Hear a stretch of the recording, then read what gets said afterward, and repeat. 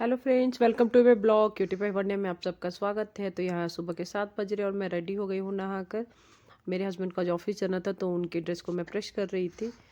यहाँ पे मैं देखिए फिर नीचे गई तो नीचे शिव को लेके चली गई थी। नीचे ही पूजा पाठ हो गया था मेरा। और कल जो हमारे घर अंकल आंटी आए थे उनकी नई दिल्ली से आज ट्रेन थी तो हमारे नाश्ता हम लोग उनके ट्रेन के लिए भेज रहे थे।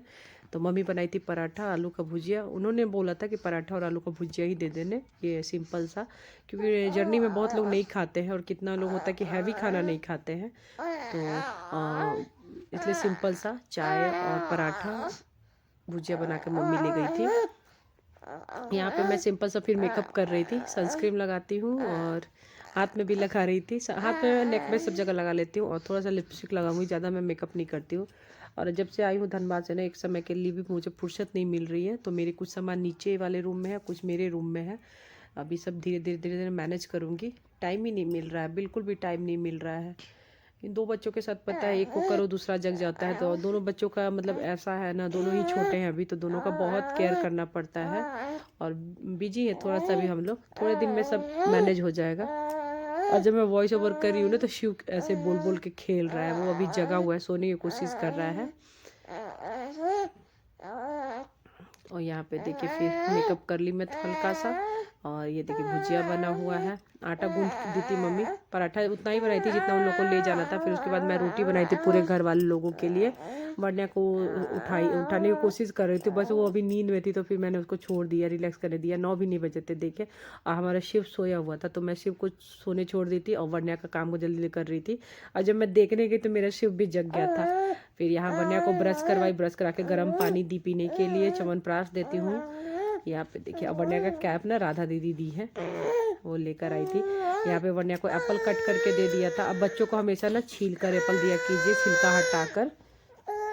और शिव को सैरेलैक खिला रही थी। तब तक मम्मी नहीं थी, अभी नहीं आई थी, तो मैं मैनेज कर रही थी जल्दी जल्दी दोनों बच्चों का। फिर उसके बाद वर्णिया को रोटी खिलाई थी, रोटी भुजिया खाई थी वो। और यहाँ पे मैं खिचड़ी बना रही थी दोपहर के लिए, क्योंकि शिव तो सैरेलैक खा लिया था। दोपहर के लिए खिचड़ी बना रही थी। तो ये देखिए मूंग दाल चावल की खिचड़ी।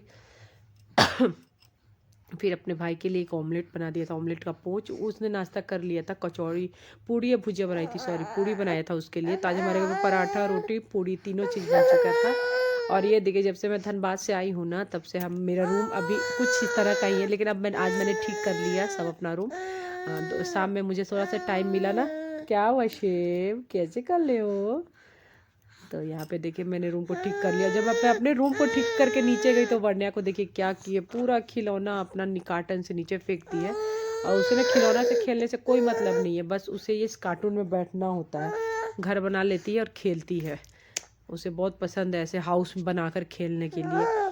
तो यहाँ पे देखिए वो क्या कुछ खा भी रही है, मिठाई खा रही है, क्या खा रही है भगवान जाने, कुछ तो खा रही है। मैं ऊपर थी तब तक ये नीचे ऐसे बदमाशी करी थी। फिर शाम में मैंने स्नैक्स में बनाया था सैंडविच, क्योंकि रात के डिनर में डोसा था तो उसी के आलू के स्टफिंग जो थी ना, उससे मैंने सैंडविच बना दिया था। चाय बनाया था और मम्मी यहाँ से वो खिला रही थी। ये देखिए वर्णिया का सिंपल सा डोसा।